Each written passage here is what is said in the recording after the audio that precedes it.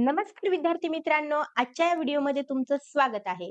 तर आज आपण भूगोल या विषयाला सुरुवात करत आहोत. सुरुवातीलाच आपण इयत्ता 6वीचं भूगोल पाहणार आहोत. बघा, तर पहिलाच धडा आहे पृथ्वी आणि वृत्ते. पृथ्वी आणि वृत्ते. तर एकंदरीतच सुरुवातीला आपण त्यात वृत्तजाळी नेमकी काय असते, तर या ठिकाणी समजून घेऊया. बघा, तुम्हाला या ठिकाणी दिसत आहे की काय दिसते? तर उभ्या रेषा दिसत आहेत. त्याचबरोबर काय दिसत आहेत? आडव्या रेषा दिसत आहेत.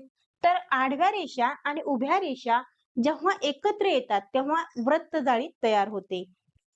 आणि दुसरी गोष्ट अशी आहे, की या ज्या काही वृत्तजाळी म्हणजे या पृथ्वीवर ज्या रेषा दिसतायत, तर या सर्वच्या सर्व रेषा कशा आहेत? तर काल्पनिक आहेत. जर तुम्ही पाहायचं ठरवलं, की काय? तर ही इक्वेटर लाईन 0 अंशाची म्हणजेच सगळ्यात मोठं अक्षवृत्त जर तुम्ही शोधायचं ठरवलं, तर ते तुम्हाला पृथ्वीवर कुठेही सापडणार नाही.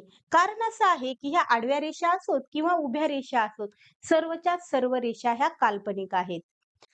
तर बघा, अक्षवृत्त. अक्षवृत्त जे आहे त्याच्याविषयी आपण सविस्तर माहिती घेणार आहोत आणि अक्षवृत्त आणि रेखावृत्तावर नेहमी प्रश्न विचारला जातो. बघा, अक्षवृत्त हे पृथ्वीगोलावर वर्तुळाकार आहेत. मी काय म्हणलं, अक्षवृत्त हे काय आहेत? तर वर्तुळाकार आहेत. मग ते कसे? तर ही समजा जी आडवी लाईन आहे ती काय आहे? तर अक्षवृत्त आहे आणि ही पूर्ण गोल आहे. कशी आहे? पूर्ण गोल आहे. तुम्हाला तर माहिती आहे की पृथ्वी कशी आहे? गोल आहे. ही जशी आपल्याला समोरून दिसते तशीच ती रेषा पाठीमागून सुद्धा आहे. म्हणजेच काय आहे? तर अक्षवृत्त वर्तुळाकार आहेत. त्यानंतर बघा, सर्व अक्षवृत्त एकमेकांना समांतर आहेत. याचा अर्थ असा होतो, की या ठिकाणी हे जे अक्षवृत्त आहे, त्याच्यानंतरचं जे काही दुसरं अक्षवृत्त आहे, तर या 2 अक्षवृत्तामधील अंतर हे काय आहे? तर समान आहे. ते जसं इथं समान आहे, तसं दुसऱ्या अक्षवृत्तामधील देखील अंतर काय आहे? तर समान आहे. तर विश्ववृत्त हे 0 अंशाचे अक्षवृत्त असून ते मूळ रेखावृत्त आहे. तर या ठिकाणी 0 अंशाचं जे रेखावृत्त आहे त्यालाच काय म्हणतात? तर विश्ववृत्त म्हणतात आणि ते मूळ रेखावृत्त आहे. विश्ववृत्त हे सर्वात मोठे अक्षवृत्त आहे. तुम्हाला दिसत आहे, की या ठिकाणी हे जे काही विश्ववृत्त आहे, तर याच्या नंतरचं जे काही अक्षवृत्त आहे, ते याच्यापेक्षा मोठं असू शकत नाही. म्हणजे विश्ववृत्त जे की 0 अंशाचं अक्षवृत्त आहे, तेच सर्वात मोठं अक्षवृत्त आहे आणि त्यालाच काय म्हणतात? तर बृहत्वृत्त असं सुद्धा म्हणतात. त्यानंतर विश्ववृत्तापासून उत्तरेकडे तसेच दक्षिणेकडे अक्षवृत्ताचे मूल्य काय होते? तर वाढत जाते. ए म्हणजेच काय? तर याचा अर्थ असा होतो, की ही जी काही इक्वेटर लाईन आहे, ही जी काही विषुववृत्त रेषा आहे, ती 0 अंशाची आहे. त्याच्यानंतर जर आपण इथून म्हणजेच पृथ्वीच्या केंद्रबिंदूतून काय केलं? तर माप घेतलं आणि जर आपण इकडं काय केली? अशी रेषा मारली आणि हे जर इथं किती अंश आहे? तर समजा हे 10 अंश आहे. अशा पद्धतीनं इथं 1 अंश, इथं 2 अंश, इथं 3 अंश अशा पद्धतीनं आपल्याला इथं ध्रुवावर काय होणार आहे? तर 90 अंश मिळणार आहे. त्याच पद्धतीनं जर आपण दक्षिणेकडे जायचं ठरवलं, तसंच आपल्याला इकडं वाढत-वाढत जाऊन म्हणजे 1 अंश, 2 अंश असं वाढत-वाढत जाऊन इकडं दक्षिणेकडे पण आपल्याला 90 अंश मिळणार आहे. याचा अर्थ काय होतो? तर जे काही विश्ववृत्तापासून उत्तरेकडे जा किंवा दक्षिणेकडे जा, तर काय होणार आहे? अक्षवृत्ताचं मूल्य हे वाढत-वाढत जाणार आहे. पण त्यांचा आकार लहान-लहान होत जातो. तर आकार कसा लहान होत जातो? तर सगळ्यात मोठी लाईन कोणती आहे? तर ही विश्ववृत्ताची लाईन आहे. त्यानंतर हे लहान असताना तर ध्रुवाकडे ते कमी-कमी होत जात आहे. त्यानंतर उत्तर ध्रुव आणि दक्षिण ध्रुव ते बिंदू स्वरूप होते. काय होते? तर बिंदू स्वरूप होते. कसं काय? तर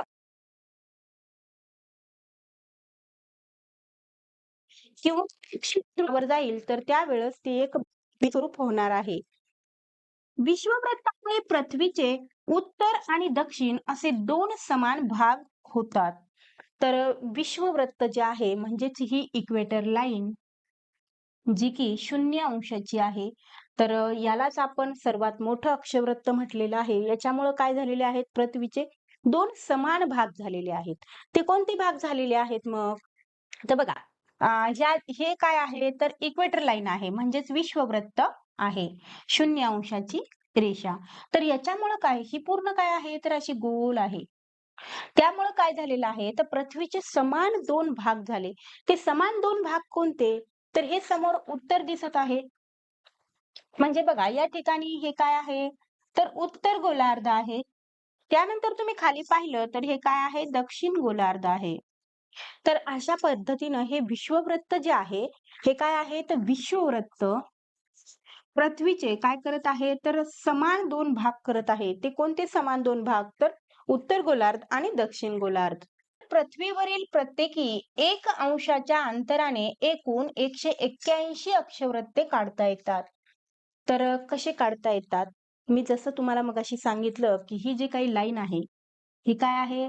तर 0 अंशाची आहे. त्यानंतर आपण कुठेतरी 1 अंश, कुठेतरी 2 अंश अशा पद्धतीनं काढत-काढत जाणार आहोत. जर आपण इथून मोजून हे 30 अंश काढलं इथं, त्याच पद्धतीने आपण 30 अंश काय करणार? इकडे पण घेणार आणि मग ह्या 2 रेषांना आपण जोडणार. तेव्हा ही जी लाईन आहे, तर ही काय झाली? 30 अंशाची लाईन झाली. त्याच पद्धतीनं आपण काय करणार? तर उत्तरेकडं 90 अंश त्याच पद्धतीनं आपण दक्षिणेकडे काय करणार 90 अंश. म्हणजेच काय झालं तर 90 आणि 90 180 अंश झाले. आणि ही जी मधातली जी रेषा आहे, जरी ही 0 अंशाची असली, तरी पण ती काय आहे एक रेषा आहे. म्हणजेच बघा, ही झाली 0 अंशाची रेषा प्लस हे उत्तरेकडील 90 आणि दक्षिणेकडील 90.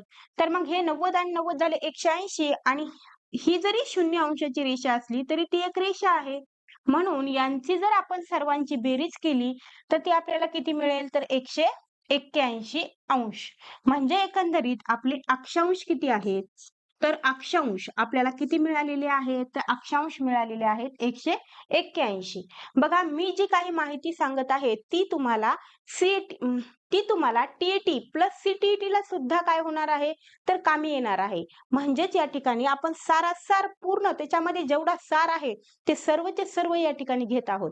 त्याचबरोबर असा कुठलाही विचार करू नका, की ही माहिती आपल्या कामाची नाहीये म्हणून. कारण प्रश्न कसा विचारला जाईल, हे आपल्याला कोणालाही माहीत नाही आणि त्याचबरोबर वरचेवर काय होत आहे, लेव्हल हार्ड होत आहे. त्यामुळं सर्व अभ्यास करणं हे आपलं कर्तव्य आहे.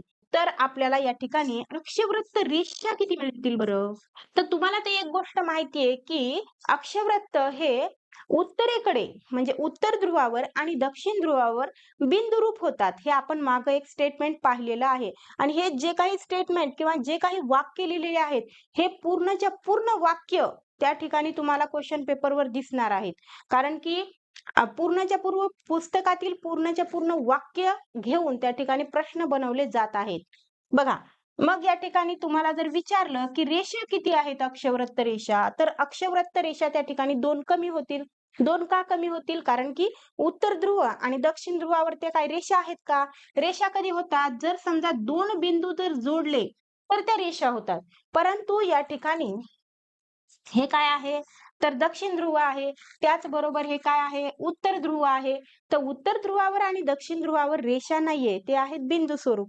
तर आपल्याला रेषा जर किती असतील विचारलं, तर 181 मधून आपण 2 वजा करूया आणि 179 रेषा आहेत असं सांगूया.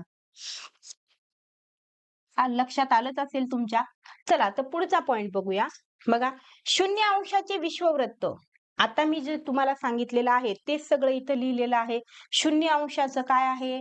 तर विश्ववृत्त आहे. त्याचबरोबर 1 अंशापासून 90 अंशापर्यंत असे उत्तर गोलार्धात 90 आहेत आणि दक्षिण गोलार्धात 90 आहेत. ते मी इथं काउंट पण केलेले आहेत आणि या ठिकाणी योग्यरित्या तुम्हाला सांगितलेलं आहे की ते 181 कसे आहेत. यानंतरचा पाठ चालू होत आहे ते म्हणजे रेखावृत्त आणि सगळ्यात महत्वाची गोष्ट आहे ती म्हणजे अशी की रेखावृत्त हे उभे असतात. काय असतात तर उभे असतात. म्हणजे समजा हे जर सर्कल असेल तर अशा पद्धतीचे जे असतात ते काय असतात रेखावृत्त असतात आणि जे आडवे असतात ते अक्षवृत्त असतात. या 2 पॉइंटवर त्या ठिकाणी तुम्हाला हा पूर्ण धडा लक्षात येणार आहे. बघा, तर उत्तर व दक्षिण ध्रुवांना जोडणाऱ्या अर्धवर्तुळ आकार रेषांना रेखावृत्त म्हणतात. जसं की आपण पाहिलं होतं अक्षवृत्त हे काय आहेत पूर्ण गोल आहेत. परंतु इथं रेखावृत्त दिसत आहे ते रेखावृत्त काय आहेत फक्त म्हणजे ह्या निळ्या ज्या लाईन आहेत त्या सर्व काय आहेत, रेखावृत्त आहेत. रेखावृत्त कसे आहेत, तर अर्धवर्तुळाकार आहेत. मग पूर्ण वर्तुळाकार होण्यासाठी त्यांना काय करावं लागते, आणखी एक दुसरी रेषा बरोबर त्यांच्या पाठीमागे असावी लागते. तेव्हा ते दोन रेखावृत्त एकत्र येऊन काय करत असतात, तर पृथ्वीचं विभाजन करत असतात, पृथ्वीला 2 भागामध्ये वाटत असतात. त्यानंतर बघा, 0° रेखावृत्त आणि 180 अंश रेखावृत्त ही पृथ्वी गोलावर एकमेकांच्या समोर येतात. म्हणजे ही जर रेषा काय असेल, 0° असेल, तर जी पलीकडून जाऊन येणारी रेषा आहे ती कितीची असणार आहे, 180 अंशाची असणार आहे. त्याचबरोबर आणखी एक महत्वाची गोष्ट म्हणजे अशी की दोन रेखावृत्तांची बेरीज, समोरासमोरील म्हणत आहे मी, समोरासमोरील दोन रेखावृत्तांची बेरीज ही नेहमी किती असते, ते 180 अंश असते. ती कशी, तर बघा, ही एक रेषा आहे 0° आणि दुसरी आहे 180 अंशाची. ते जेव्हा हे दोन रेखावृत्त काय आहेत, समोरासमोर आहेत, तर यांची बेरीज किती येते, तर 180 अंश येते.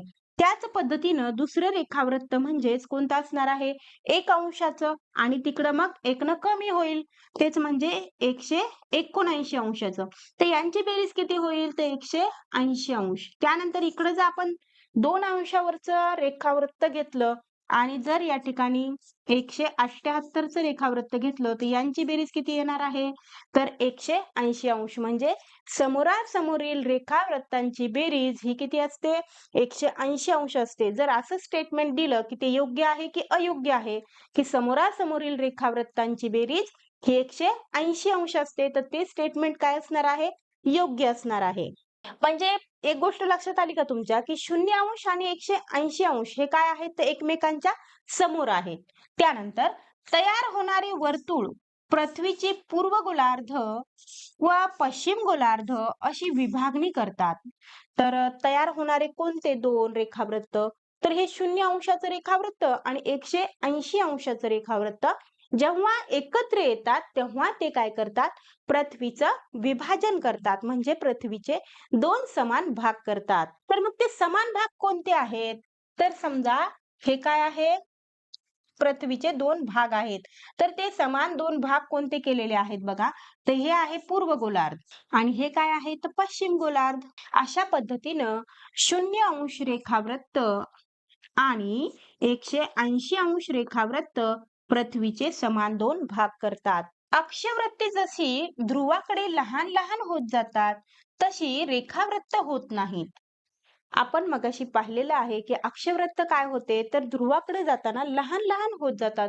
म्हणजे जी काही विश्ववृत्ताची लाईन आहे, म्हणजे सर्वात मोठं अक्षवृत्त म्हणजे कोणतं, तर विश्ववृत्त.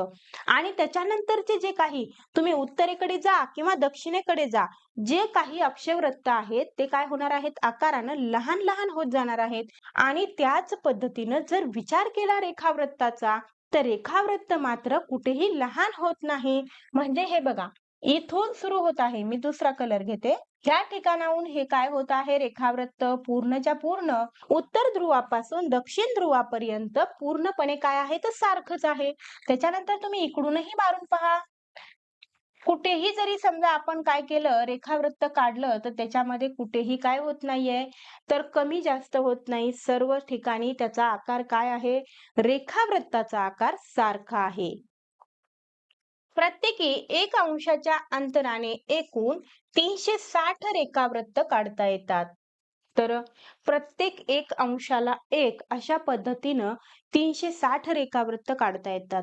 आपण मगाशी पण पाहिलेलं आहे की रेखावृत्त काय होतात, 2 रेखावृत्त जोडल्याच्या नंतर काय होतात, तर ते पृथ्वीचं विभाजन करतात. म्हणजेच रेखावृत्त हे काय आहेत, अर्धवर्तुळाकार आहेत. म्हणून तर रेखावृत्तांची संख्या आपल्याला जास्त दिसत आहे. तर तुम्हाला तर माहित आहे की एक जे रेखावृत्त आहे ते काय आहे, 0° आहे, बरोबर आहे. त्याचबरोबर त्याच्या समोरून एक्झॅक्ट काय होणार आहे, पलीकडूनच 180 अंशाचं रेखावृत्त येणार आहे. म्हणजे 0° 1 आणि 180 अंशाचं 1 म्हणलं, तर म्हणजे इथे मी 0° लिहिते प्लस 180 अंशाचं रेखावृत्त. त्यानंतर त्यांना काय सांगितलेलं आहे, हे म्हणजे 2 आपण रेखावृत्त घेतलेले आहेत. त्यानंतर काय सांगितलंय की 1 अंश ते 179 पूर्व रेखावृत्त म्हणजेच पूर्व गोलार्धात एकूण किती आहेत पूर्व गोलार्धात? तर ही आहे पूर्व गोलार्ध. पूर्व गोलार्धामध्ये 179 आहेत.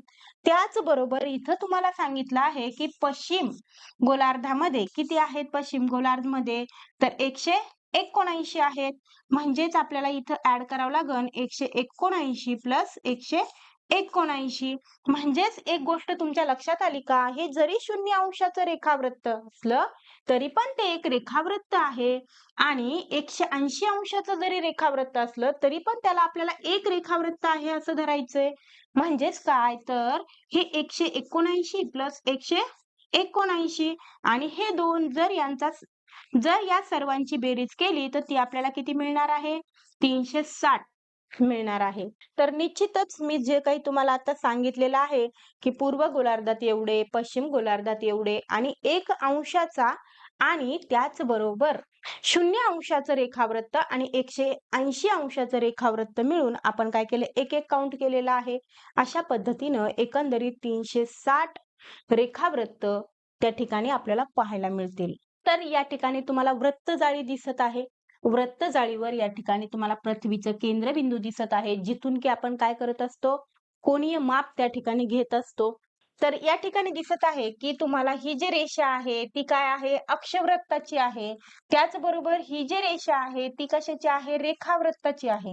आणि रेखावृत्त आणि अक्षवृत्त दोन्हीही 30 अंशाच्या वर एक काय देता इथं तुम्हाला एक डॉट दिसत आहे आणि ते एक ठिकाण आहे ते म्हणजे कुठलं?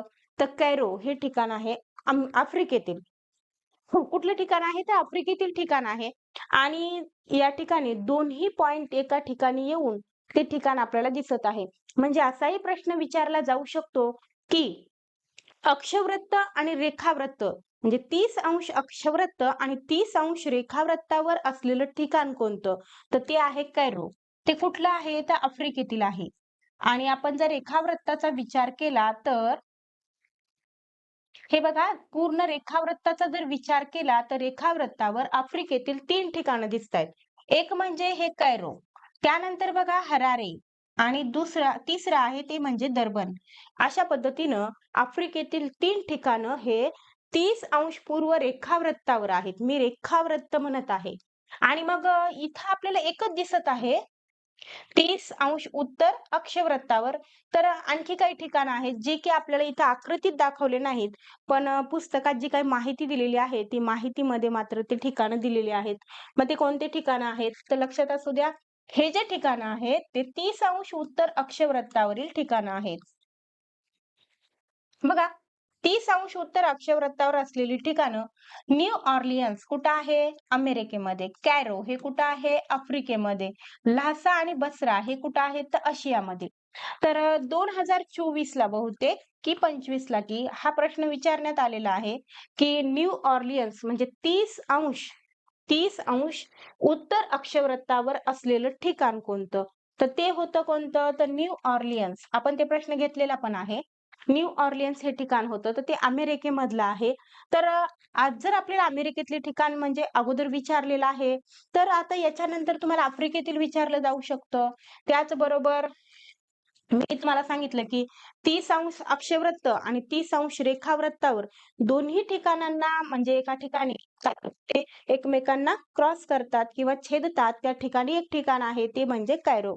ते पण लक्षात ठेवा. त्यावर प्रश्न विचारला जाऊ शकतो. त्याच्यानंतर आफ्रिकेतील ठिकाण लक्षात असू द्या आणि ल्हासा आणि बसरा हे 30 अंश उत्तर अक्षवृत्ताचं ठिकाण आहे. ते कुठं आहे? तर आशियामध्ये आहे. तर बघा माहित आहे का तुम्हाला असं ज्या ठिकाणी पुस्तकात दिसेल तुम्हाला त्याच्याकडे काय करायचं? नीट लक्ष द्यायचं. कारण ते प्रश्न म्हणजे आपल्याला टी मध्ये विचारले जाणारे प्रश्न असतात. बघा, या ठिकाणी सांगितलंय की कोणत्याही 2 रेखावृत्तादरम्यानचं अंतर हे अक्षवृत्ताप्रमाणे बदलत जाते. विश्ववृत्तावर हे अंतर सर्वाधिक असते, तर ध्रुवावर हे अंतर 0 असते. तर ही जी माहिती इथं दिलेली आहे ती मी तुम्हाला इथं समजावून सांगते. बघा, जे काही रेखावृत्त असतात ते असे इथून निघतात बघा. आता हे एक रेखावृत्त आहे आणि हे जर दुसरं रेखावृत्त असेल तर तुम्हाला एक गोष्ट दिसत आहे की हे रेखावृत्तामधील जे अंतर आहे 2 रेखावृत्तावरील ते ध्रुवावर खूप कमी आहे. ध्रुवावर खूप कमी आहे. त्याच पद्धतीनं जसं-जसं पुढे येईल तसं काय होत आहे मधातलं अंतर वाढत आहे आणि एक ठराविक म्हणजे या ठिकाणी हे विश्ववृत्त झालं, की त्याच्यानंतर आणखीन कमी व्हायला सुरुवात होते आणि जेव्हा ते पुढं येतं ध्रुवावर, तेव्हा ते काय होतं? शून्य होऊन जातं. मला इथे काय सांगायचं आहे, की रेखावृत्त हे सर्व ठिकाणी सारखे आहेत का? तर नाहीयेत. तर त्याच्यामध्ये बदल आहे. मग ते बदल कसा आहे? तर मी सगळ्यात अगोदर सांगते तुम्हाला, की हे काय आहे? 0 अंशाचं विश्ववृत्त आहे. विश्ववृत्त आहे. त्यानंतर हे बघा हे 23.5 अंशाला इथं काय आहे? तर मकर वृत्त आहे. 23.5 अंशावर परंतु कुठं दक्षिणेकडे मकर वृत्त आहे आणि 23.5 अंश उत्तरेकडे काय आहे? तर कर्कवृत्त आहे. कर्कवृत्त. त्याच पद्धतीनं इथं 66.5 अंश आहे. किती? 66.5 अंश. 66.5 अंश दक्षिणेकडे असेल तर तिथं आहे अंटार्क्टिक वृत्त आणि वरी 66.5 अंशावर कोणतं आहे? तर आर्किटिक वृत्त आहे. अशा पद्धतीनं आर्किटिक वृत्त आहे. तर इथं आपल्याला समजून काय घ्यायचं आहे, की 2 अक्ष, 2 रेखावृत्तामधील अंतर कसं कमी जास्त होतंय ते बघायचंय. बघा इथं तर तुम्हाला दिसत आहे, हे काय आहे? तर हे ध्रुव आहे. मग कोणते ध्रुव आहे? तर तुम्हाला माहिती आहे हे उत्तर ध्रुव आहे आणि हे जे काही खालचं आहे ते दक्षिण ध्रुव आहे. तर दोन्ही ध्रुवावर काय होतं? ते 0 होतं. म्हणजे या ठिकाणी या 2 रेखावृत्तामधील अंतर म्हणत आहे मी. त्यानंतर बघा पुढे जर आलात तुम्ही, कुठं आलात? आर्क्टिक वृत्तावर आलात किंवा अंटार्क्टिक वृत्तावर आलात, तर ते अंतर वाढणार आहे. किती वाढणार आहे? तर ते 44 किलोमीटर होणार आहे. त्यानंतर जर तुम्ही मकर वृत्तावर असाल, हे बघा इथं मकर वृत्त. त्याचबरोबर कर्कवृत्त या 2 ठिकाणी ते अंतर कसं होणार आहे? तर 102 किलोमीटर होणार आहे. तसंच जर तुम्ही पुढे गेलात, कुठे गेलात? तर विश्ववृत्तावर गेलात, तर ते अंतर सर्वाधिक सर्वाधिक म्हणजे किती असणार आहे? तर 111 किलोमीटर. दिसतंय का तुम्हाला ते 111 किलोमीटर? तर ते 111 किलोमीटर असणार आहे. परंतु विचार केला अक्षवृत्ताचा, तर अक्षवृत्ताचं कुठल्याही 2 अक्षवृत्तादरम्यानचं अंतर अक्षवृत्ताचं म्हणत आहे मी, ते नेहमी काय असतं? तर 111 किलोमीटर असतं. कोणाचं? अक्षवृत्ताचं. परंतु रेखावृत्ताचं अशा पद्धतीनं 3 ठिकाणी विभाजन झालंय. विश्ववृत्तावर 111, कर्कवृत्त आणि मकर वृत्तावर 102 आणि अंटार्क्टिक आणि आर्क्टिक वृत्तावर 44 किलोमीटर. उत्तर ध्रुव आणि दक्षिण ध्रुवावरती 0 होऊन जातं. तर बघा हे आहे सूर्य. तुम्हाला सर्वांना दिसत आहे, की सूर्य कसा तपलेला आहे आणि आता मला हे सांगायचं आहे, की सूर्य या ठिकाणी आहे म्हणजेच सूर्याची काय दिसत आहेत तुम्हाला लंबरूप किरणं कशी दिसत आहेत? तर बघा हे जर सूर्याची किरणं अशी पडली इथं. सूर्याची किरणं अशी सरळ जात आहेत आणि विश्ववृत्तावर ते सर्वात जास्त तापलेलं असेल. बरोबर आहे की नाही? म्हणजेच या ठिकाणी लंब किरणांचा प्रदेश कुठला असेल? तर लंबरूप किरणांचा प्रदेश मी तुम्हाला असं गोल करून दाखवते बघा. काय करते पेन दुसरी घेते म्हणजे तुमच्या लक्षात येईल. हिरवी घेऊ का? नको, नको. लाल नको आपण पिवळी घेऊ आता. बघा तर या ठिकाणाहून म्हणजे 23.5 मकर वृत्त, त्याचबरोबर विश्ववृत्त आणि 23.5 कर्क वृत्त या दरम्यान तुम्हाला काय दिसेल? तर सूर्य खूप तापलेला दिसेल. म्हणजेच वातावरण कसलं असणार आहे तिथं? अतिशय उष्ण असं वातावरण त्या ठिकाणी तुम्हाला पाहायला मिळेल. म्हणजेच हा जो काही प्रदेश आहे बघा, इथून असा इथपर्यंतचा जो काही प्रदेश आहे, या प्रदेशाला काय म्हणता येईल? तर लंबरूप किरणांचा प्रदेश असं म्हणता येईल. इथे लिहून पण दिलंय बघा. लंबरूप किरणांचा प्रदेश कोणता आहे? तर हा इतका जो आहे तो लंबरूप किरणांचा प्रदेश आहे. तर त्याचबरोबर दुसरी गोष्ट म्हणजे अशी, की इथं काय असणार आहे? तर 12 तासांची रात्र आणि 12 तासांचा दिवस. म्हणजे एक प्रकारे डिव्हिजन म्हणजे थोडं-थोडं इकडे-इकडे असेल, परंतु 12-12 तासामध्ये असं सांगितलेलं आहे. त्यानंतर बघा जर या ठिकाणाहून विचार केला तर सूर्याची किरणं 23.5 ते 6.5 हे काय आहे? 66.5 अंशाचा एरिया आहे. इथून इतका आपण पेन दुसरा घेऊता नाही अगोदर काय करूता हे दाखवता बघा किरण कशी पडतील इथून बघा आता इथून हे काय होत आहे तिरपे किरण दिसतायत की नाही तुम्हाला दिसत असतीलच बघा असेच किरण इकडं पण जाणार आहेत म्हणजे तिरपे किरण दिसत आहेत म्हणजेच इकडं काय तर ऊन कमी असणार आहे माहितीये की नाही ऊन आता सरळ किरणांचं ऊन म्हणजे बरोबर सूर्य जेव्हा 12 वाजतात तेव्हा सूर्य कसा असतो डोक्यावर असतो आणि तो एक आग ओकत असतो मग आपल्याला काय होतं तर खूप उष्ण वाटतं गरम वाटतं त्याच पद्धतीनं सूर्याची किरण आता इकडं 23:30 पासून 66:30 पर्यंत आणि इकडं 23:30 पासून 66:30 पर्यंत तिरपे किरण पडत आहेत म्हणजे या ठिकाणी ऊन कसं असणार आहे कमी असणार आहे कोणता प्रदेश आहे ते मी तुम्हाला इथं सविस्तररित्या दाखवणार आहे तर ते आपण आकाशी कलरने दाखवूयात बघा इथून चालू होत आहे तर 66:30 त्याच पद्धतीनं हे अंटार्क्टिक वर जसं आहे तसंच इकडे आर्किटिक वर पण आहे हा प्रदेश जसं की इथं तुम्हाला दाखवलेलं पण आहे तिरप्या किरणांचा प्रदेश थोडस जास्त झालं का तर हा काय आहे तर तिरप्या किरणांचा प्रदेश आहे 24 तासापर्यंत दिवस असणार आहे इथं पण तीच कंडिशन असणार आहे 24 तासापर्यंत म्हणजे दिवसाचं प्रमाण या ठिकाणी काय आहे तर वाढलेलं आहे म्हणजेच रात्रीचं पण प्रमाण वाढलेलं असणार आहे त्यानंतरचा जो प्रदेश आहे तो म्हणजे 66:30 पासून 90 अंशापर्यंतचा म्हणजे आता इकडे तर किरण बघा किती दूर म्हणजे इकडे तर जवळपास सूर्याचा उपयोग नसल्यासारखाच आहे बरोबर आहे की नाही हे बघा इकडं सूर्यकिरण म्हणजे खूप कमी प्रमाणावर इकडं सूर्याचा प्रकाश मिळणार आहे आणि हा जो काही प्रदेश आहे रेड कलरनं दाखवू का नाही हिरव्या कलरनं दाखवते बघा हा जो काही प्रदेश आहे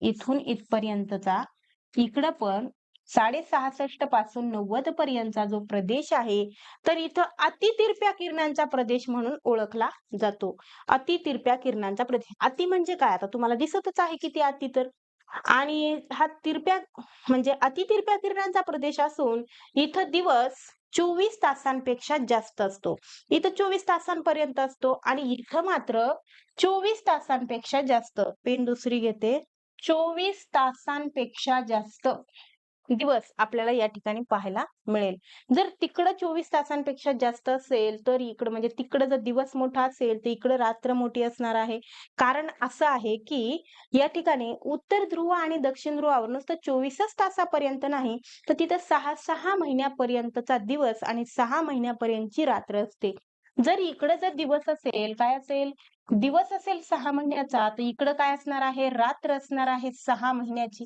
ते पण पुस्तकात तुम्हाला सविस्तर पाहायला वाचायला मिळालेलंच असेल तुम्ही आतापर्यंत वाचलंच असेल तर अशा पद्धतीनं एकंदरीत आपण हे विभाजन जे आहे ते सविस्तररित्या समजून घेतलेलं आहे तर उष्ण प्रदेश म्हटलं की लगेच लक्षात आलं पाहिजे ही इक्वेटर लाईन लक्षात आली पाहिजे उष्ण प्रदेश म्हणजे 12 तासाचा दिवस आणि 12 तासाची रात्र त्याच्यानंतर 24 तासापर्यंतचा दिवस 24 तासापर्यंतचा त्याच्यानंतर 24 तासांपेक्षा जास्त आणि ते 6 महिन्यापर्यंतचा सुद्धा असू शकतो आता ही जी काही गोष्ट आहे ती आठवणीत ठेवण्यासारखी आहे म्हणजे हे सर्व झालेलंच आहे परत एकदा उजळणी म्हणून पहा अक्षवृत्त व रेखावृत्तामुळे पृथ्वीवरील ठिकाणाचे स्थान अचूकपणे सांगता येते तर जी काही अक्षवृत्त आणि रेखावृत्त मिळून एक काय झाली आहे वृत्त जाळी तयार झाली आहे त्यामुळे काय होतं तर पृथ्वीवरील एखादं ठिकाण तमुक एखाद्या ठिकाणापासून किती दूर आहे ते आपल्याला सांगता येतं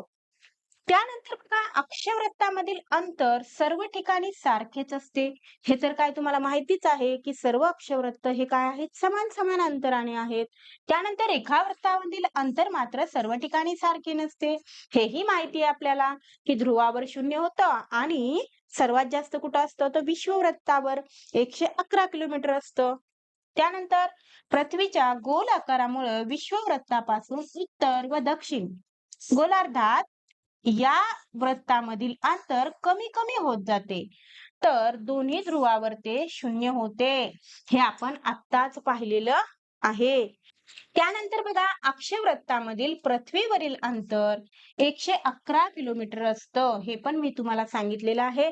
जसं रेखावृत्तामध्ये कमी जास्त होतं, तसं अक्षवृत्तामध्ये मात्र नसतं. तर प्रत्येक 2 अक्षवृत्तामधील अंतर हे 111 किलोमीटरच असतं. बघा विश्ववृत्तावर लगतच्या कोणत्याही 2 रेखावृत्तामधील अंतर हे 111 किलोमीटर. आत्ताच आपण पाहिलं की विश्ववृत्तावरचा जर विचार केला तर रेखावृत्तावरील अंतर सुद्धा 111 किलोमीटर असतं.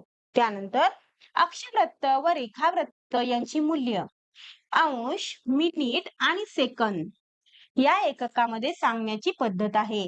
मग अंश असं लिहितात बघा, मिनिट अशा पद्धतीनं आणि सेकंद. जसं की आपण म्हणलं की 23 अंश, 30 मिनिट आणि 10 सेकंद. तर ते अशा पद्धतीनं लिहितात. त्यानंतर हा आहे जगाचा नकाशा. तर जगाच्या नकाशावर आपण पुढं-पुढं तर माहिती घेणारच आहोत. परंतु या ठिकाणी आपण सुरुवातीला म्हणजे थोडक्यात जर सांगायचं झालं, तर असा प्रश्न विचारला जाऊ शकतो, की स्थलमंडल कोणत्या दिशेला जास्त आहे? तर तुम्हाला माहिती आहे वरी उत्तर आहे, खाली दक्षिण आहे. त्याचबरोबर ही काय आहे, तर इक्वेटर लाईन आहे आणि या इक्वेटर लाईनमुळं काय झालेलं आहे, तर पृथ्वीचं विभाजन झालेलं आहे 2 भागामध्ये. एक म्हणजे उत्तर गोलार्ध आणि दुसरं म्हणजे दक्षिण गोलार्ध.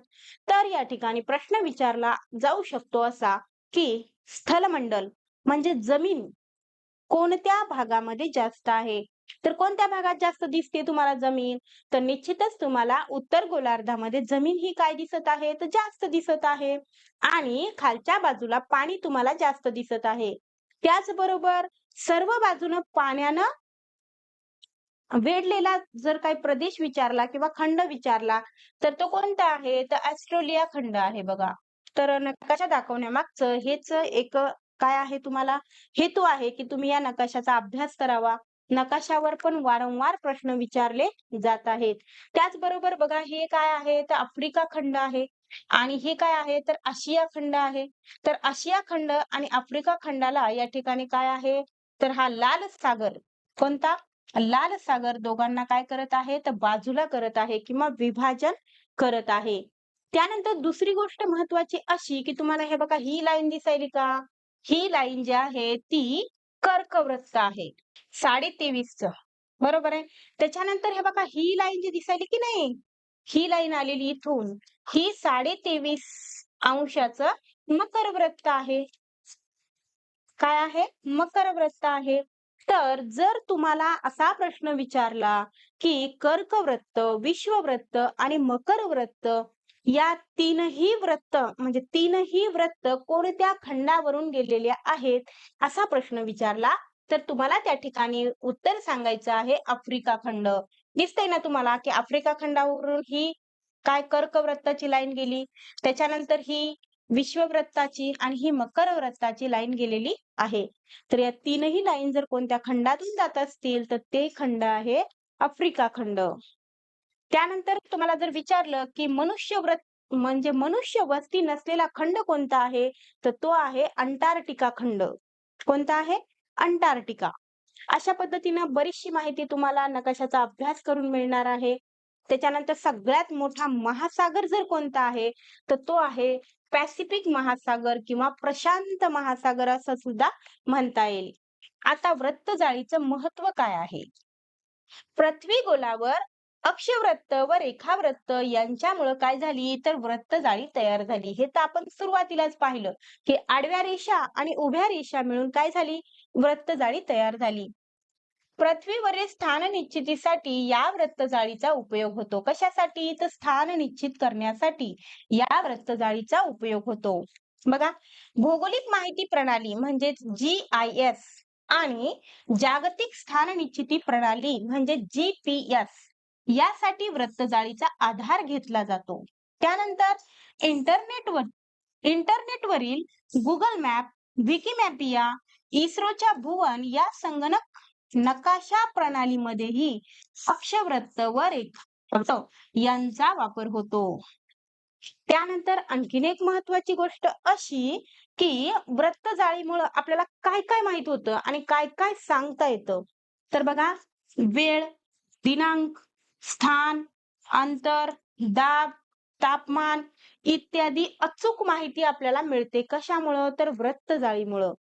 म्हणून तर आज आपण या ठिकाणी बसून दुसऱ्या देशामध्ये, दुसऱ्या खंडामध्ये तापमान कसं आहे, त्याचबरोबर दुसऱ्या खंडाचं आणि आपल्या खंडामधील अंतर किती आहे, ही सर्व माहिती आपण इथं बसून या वृत्तजाळीच्या साहाय्यानं किंवा मदतीनं आपण घेऊ शकतो. त्यानंतर हल्लीच यावर प्रश्न आलेला आहे. काय प्रश्न आलेला होता ते आपण नंतर पाहणारच आहोत. बघा, आफ्रिका खंडातील नाईल नदी व्हिक्टोरिया सरोवरात उगम पावते आणि उत्तरेकडे वाहत जाऊन अलेक्झांड्रिया शहराजवळ भूमध्य समुद्रास मिळते. तर या ठिकाणी तुम्हाला दिसत आहे का? हे बघा, इथं काय आहे? व्हिक्टोरिया सरोवर आहे. पेन चेंज करू का? बघा, हे काय आहे? तर व्हिक्टोरिया सरोवर आहे. इथं लिहितेच मी. आणि या व्हिक्टोरिया सरोवरामधून नाईल नदीचा उगम होतो. नाईल नदी कशी दाखवू? नाईल नदी मी आकाशी कलरनं दाखवते. ही बघा, ही नाईल नदी अशा पद्धतीनं या ठिकाणाहून वाहत जाऊन ती कुठं मिळते? तर भूमध्य समुद्रास मिळते. कोणत्या समुद्रास मिळते? तर भूमध्य समुद्रास मिळते. इथं लिहिते मी. ही बघा, ही कोणती आहे? तर नाईल नदी आहे. व्हिक्टोरिया सरोवरातून तिचा उगम झाला आणि ती उत्तरेकडे वाहत गेली. कुठे गेली?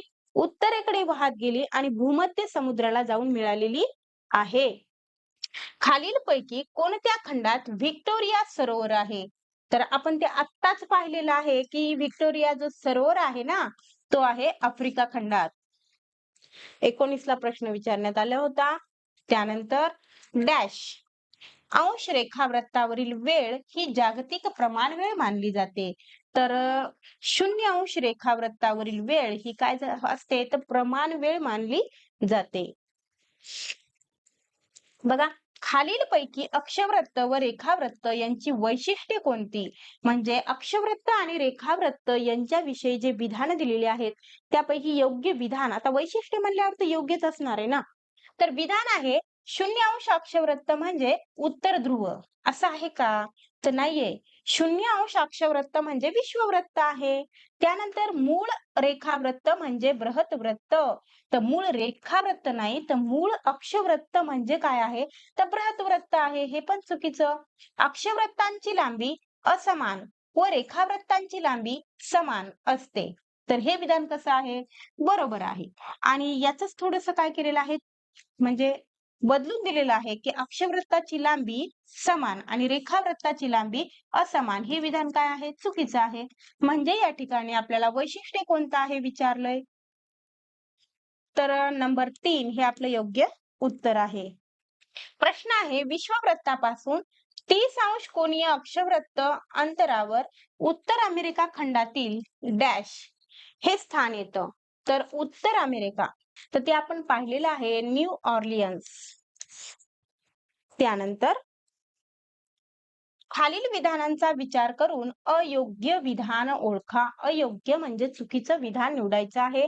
सर्व अक्षवृत्ते एकमेकांना समांतर असतात. हे विधान बरोबर आहे. सर्व रेखावृत्तामधील अंतर सर्व ठिकाणी सारखे असते. असते का सर्व ठिकाणी सारखं रेखावृत्ताचं? तर नसते. ते उत्तर आणि दक्षिण ध्रुवावर 0 अंश होते. नंतर आर्क्टिक आणि अंटार्क्टिक वृत्तावर ते 44 किलोमीटर. त्याच्यानंतर मकर आणि कर्क वृत्तावर ते 102 किलोमीटर आणि विश्ववृत्तावर ते 111 किलोमीटर. तर नसते ना सारखं. इथं लिहिले असते. बघा, 0 अंश विश्ववृत्त हे मूळ अक्षवृत्त असते. तर हो, हे विधान बरोबर आहे. सर्व रेखावृत्त आकाराने सारखीच असतात. तर हे पण विधान बरोबर आहे. आपल्याला अयोग्य विधान निवडायचंय आणि ते आहे दुसरं. त्यानंतर रेखावृत्ताच्या डॅश पूर्वेकडे आफ्रिकेतील कैरो, हरारे आणि दर्बन ही ठिकाणे आहेत. तर ती कुठं आहेत? तर 30 अंशावर आहेत. 30 अंश पूर्व आणि रेखावृत्ताचा आहे बरं हा प्रश्न. खालील विधानासाठी योग्य पर्याय निवडा. आता आपल्याला योग्य निवडायचं आहे. बघा, ए विधान आहे की त्याला गोल नको करायला. ए काय म्हणते? एवढ्या मोठ्या आकाराच्या पृथ्वीवरील ठिकाणाचे स्थान अक्षांश व रेखांशामुळे अचूकपणे सांगता येते. तर हो बाबा, बरोबर आहे हे विधान. त्याचबरोबर कोणत्याही दोन अक्षवृत्तामधील अंतर सर्व ठिकाणी सारखे नसते, हे पण विधान बरोबर आहे. तर आपल्याला योग्य विधान निवडायचे आहे, तर ए आणि बी दोन्ही योग्य आहेत. पर्याय क्रमांक 4. त्यानंतर बघा, योग्य पर्याय निवडा. तर रेखावृत्त अर्धवर्तुळाकार असतात, बरोबर आहे. अक्षवृत्त पूर्ण वर्तुळाकार असतात, बरोबर आहे. पूर्व गोलार्ध व पश्चिम गोलार्ध हे 0 अंश रेखावृत्त व 180 अंश रेखावृत्तामुळे तयार झाले, तर हे पण विधान बरोबर आहे. चौथं विधान आहे, पृथ्वीवरील अक्षवृत्त व पृथ्वीचा आस मिळून वृत्तजाळी तयार झाली. आता इतका आपण चॅप्टर बघितला की वृत्तजाळी कशी तयार झाली, अक्षवृत्त आणि रेखावृत्त मिळून वृत्तजाळी तयार झाली. इथं म्हटलंय की अक्षवृत्त आणि पृथ्वीचा आस मिळून वृत्तजाळी तयार झाली, तर हे विधान काय आहे, चुकीचं आहे. आपल्याला विधान निवडायचं होतं योग्य. तर योग्य कोणतं आहे, ए, बी आणि सी. बघा, फक्त ए, बी, सी म्हणजेच पर्याय क्रमांक 2. त्यानंतर आफ्रिका खंडातील नाईल नदी डॅश सरोवरात उगम पावते. कोणत्या सरोवरामध्ये, तर व्हिक्टोरिया सरोवरामध्ये उगम पावते. तुम्हाला आकृती सहित दाखवलंय. जगातील सर्वात लहान देश कोणता, तर व्हॅटिकन सिटी. कुठं आहे तो, तर आफ्रिका खंडामध्ये आहे. त्यानंतर अयोग्य विधान निवडा. अयोग्य विधान आपल्याला सांगितलेलं आहे बघा. 23.5 दक्षिण अक्षवृत्तास कर्कवृत्त आणि 23.5 उत्तर अक्षवृत्तास मकर वृत्त म्हणतात, तर हे विधान बरोबर आहे का, तर हे विधान कसं आहे, चुकीचं आहे.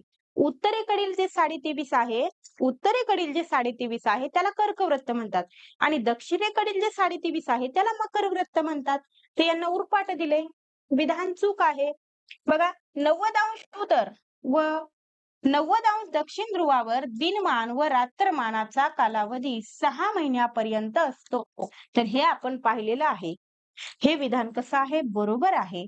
आपल्याला इथं अयोग्य विधान निवडायचं होतं, म्हणजे कोणतं विधान अयोग्य आहे, तर ए हे काय आहे, फक्त ए अयोग्य आहे.